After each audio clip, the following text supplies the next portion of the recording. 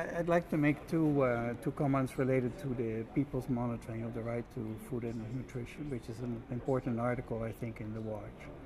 The first point is people's monitoring, in my interpretation, means monitoring for people, but also monitoring by people themselves in communities and so on.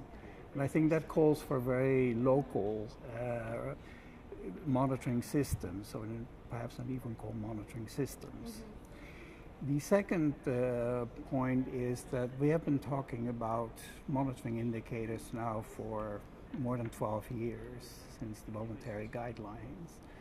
And in my opinion, it's time to move on, to go beyond just trying to define indicators, but also to understand that monitoring is more than just defining indicators and making measurements. It has to do with the dissemination of the information, the analysis, the interpretation, and dissemination of the information. And I'm very much partial to an incremental approach, meaning let's start with some indicators that we think are the best at the moment, 8, 10, whatever, making as much use of available information already.